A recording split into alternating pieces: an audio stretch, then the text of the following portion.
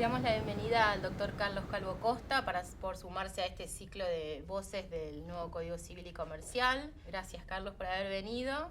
Y vamos a romper el hielo con una de las preguntas, uno de los temas que más repercusión ha tenido, que es el cumplimiento de las obligaciones de moneda extranjera. ¿Qué puedes contarnos acerca de eso? Bueno, en primer lugar, gracias por la invitación. Bueno, el tema de las obligaciones en moneda extranjera es uno de los temas quizás que más dudas ha generado en la comunidad jurídica a la luz de cómo ha quedado redactado el artículo 765 del Código Civil y Comercial. Yo creo que para interpretar un poco lo que va a pasar con esta norma hay que hacer un poco de historia. Me parece que cuando el Código de Vélez en su redacción originaria tenía un artículo que era el 617, para Vélez el dinero, la obligación de dar suma de dinero era la obligación de dar en moneda nacional. Y la moneda extranjera era considerada moneda de dar cantidades de cosas. Con el transcurrir de la sociedad en el año 1991 esto se fue modificando, la ley de convertibilidad introdujo un cambio importante y asimiló a la moneda extranjera a la suma de dinero. Por lo tanto, el Código Civil, que rigió hasta el 31 de julio de este año, establecía eso, que la obligación de dar moneda extranjera era considerada una obligación de dar suma de dinero. Este fue el espíritu que siguió la Comisión de Reformas cuando decidió elevar el proyecto, y en el 765 establecía que cuando la obligación será pactada en moneda extranjera, esto también iba a ser considerado como de dar sumas de dinero. Pero cuando el proyecto fue elevado al Poder Ejecutivo modificó y dijo que en realidad las obligaciones si iban a ser concretadas en moneda extranjera, iban a ser consideradas de dar cantidades de cosas, esas obligaciones, y a su vez le atribuye una facultad al deudor diciendo que el deudor puede liberarse al momento del pago entregando moneda de curso legal, con lo cual siempre genera la duda a qué tipo de cambio lo va a entregar, si el único tipo de cambio oficial, que es el único que permanece, y esto crea cierta inseguridad jurídica. Muchos nos preguntamos, yo también lo he hecho, si las partes pueden pactar en contra de esta facultad y asegurar que el deudor pague en dólares, por ejemplo, si la operación es en dólares o en euros, según la moneda que sea. Y se ha escrito mucho sobre el tema hasta el momento, es una cuestión que debemos esperar interpretaciones judiciales. Yo personalmente tengo una opinión formada, yo creo que no es una norma de orden público, porque si esto fuera de orden público cualquier convenio que se haga en torno a eso será inválido. Yo creo que si el legislador hubiera querido instaurar el carácter de orden público de esta norma, hubiera prohibido la contratación en norma extranjera, como lo hace el artículo 318 del Código Civil brasileño del 2002, que toda cláusula en moneda extranjera es considerada nula, no lo ha hecho. Hay infinidad, o varias normas, mejor dicho, en el Código Civil y Comercial que permiten la contratación en moneda extranjera y la devolución en moneda extranjera. Artículo 1390, 1408, referido a los depósitos bancarios, contratos bancarios, etcétera. Con lo cual pareciera que esa facultad que posee el deudor en el 765 es renunciable.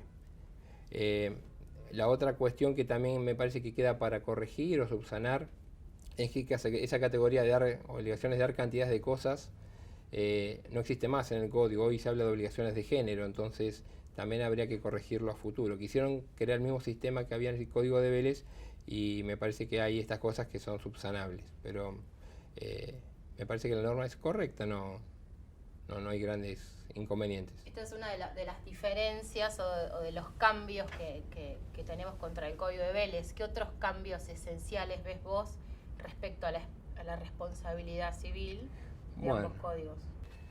Bueno, en materia de responsabilidad civil, uno de los grandes cambios que aparecen en el nuevo Código Civil y Comercial y que hay que resaltarlo es que se ha centrado la finalidad de protección sobre la persona.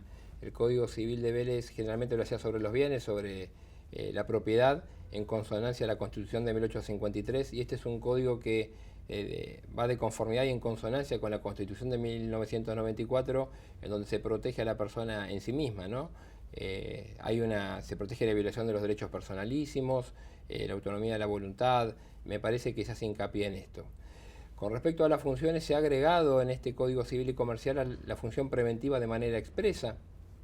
El Código Civil de Vélez únicamente planteaba la función resarcitoria, aunque tenía remedios preventivos como la tutela inhibitoria o la acción de daño temido, pero ahora se ha regulado del 1709 al 1713 el remedio preventivo, donde ahí se establece el deber de toda persona de evitar el daño causado o de no agravarlo si este ya se produjo. Hay efectos, se habla de la sentencia preventiva, que es lo que tiene que contener, que puede contener obligaciones de dar, de hacer y de no hacer. Se habla también de quién está legitimado para reclamar, iniciar una acción preventiva, y me parece que esto es importante. También se había incorporado en el proyecto de reformas una función que era la función punitiva o disuasiva, y finalmente fue eliminada del proyecto, o sea, del Código Civil y Comercial, pero tenemos hoy la función resarcitoria y la preventiva. Una de las novedades que trajo este código es, de alguna manera, la unificación de la responsabilidad contractual y de la extracontractual. ¿Querés contarnos el fundamento? Sí, sí. A ver, si bien hay algunas diferencias que subsisten, muy sutiles, que no vale la pena quizás explorarlas porque son muy puntuales, sí es importante que sean unificados los principios y las consecuencias de ambos regímenes. La doctrina en los últimos 30 años venía criticando esto, que no tenía razón de ser que tuviéramos principios distintos para la responsabilidad contractual y otros para la responsabilidad extracontractual. Por ejemplo, en el ámbito de la responsabilidad contractual teníamos una extensión del resarcimiento más acotada, y teníamos para lo extracontractual un resarcimiento más amplio. Ahora se han unificado, se indemnizan las consecuencias inmediatas y las mediatas.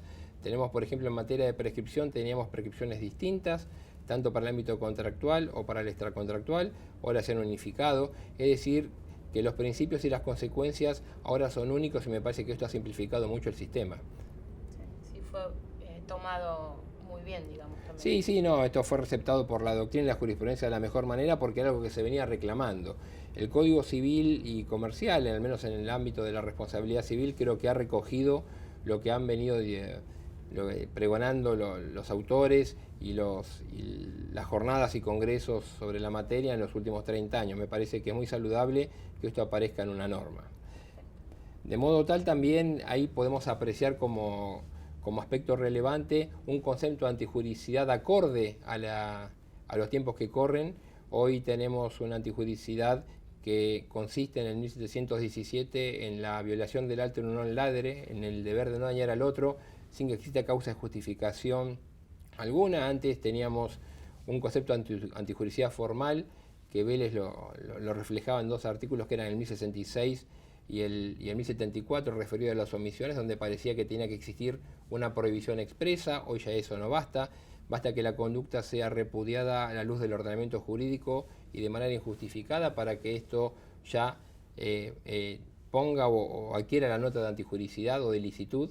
Hay un nuevo concepto de daño resarcible, esto no lo teníamos en el Código de Vélez.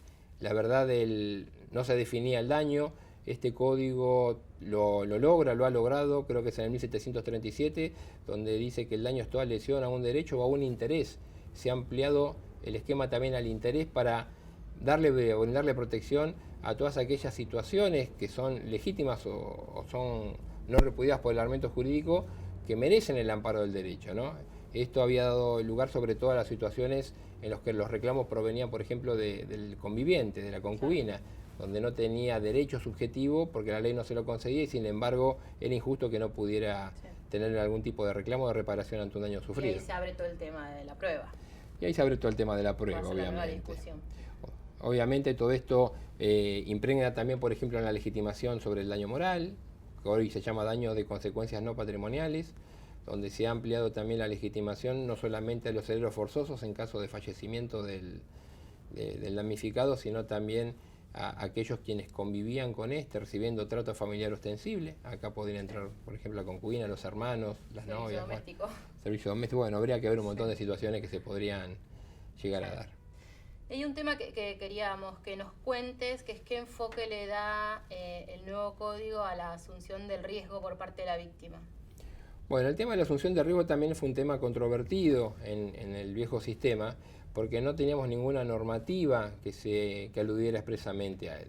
Muchos decían, algunos autores, que ya no eran los autores modernos, sino los autores clásicos, por llamarlos de algún modo, asimilaban a la asunción de riesgos al consentimiento del daño y decían que quien asumía un riesgo en realidad estaba consintiendo el daño que podía sufrir con la asunción de ese riesgo. Este Código Civil y Comercial ha distinguido eso y precisamente en un artículo que es el 1719 dice que la exposición voluntaria de la víctima a una situación de riesgo, esto no justifica el daño que pueda sufrir ni tampoco releva o exime de responsabilidad al dañador, si es que esto no se ha logrado, esta exposición voluntaria, o si no se atribuye un hecho de su propia culpa. Claro. Hay infinidad de casos, obviamente. Así, asumir un riesgo, vimos asumiendo riesgos. O sea, quien sube un transporte benévolo, por ejemplo, asume viajar, pero no asume. El rango de la eventualidad. Claro, pero no queda, o sea, no está consintiendo el daño que pueda sufrir en el torno de ese viaje. Y esto era un poco la idea que se venía discutiendo y me parece que el código ha aclarado muy claramente en esto el tema de la asunción de riesgos y lo ha separado del consentimiento del damnificado. Claro. Está en un artículo bastante. Consentir el daño es una cosa, claro, es expreso. Consentir el daño es una cosa, asumir el riesgo es otra cosa. Asumir el riesgo no implica consentir el daño, excepto que esto haya sido motivo de una causal de justificación imputable a la propia víctima que lo sufre, ¿no? Perfecto. Bueno, muchísimas gracias, Carlos. Fue muy clara tu exposición. Muchas gracias. Bueno, gracias a ustedes. Muchas gracias.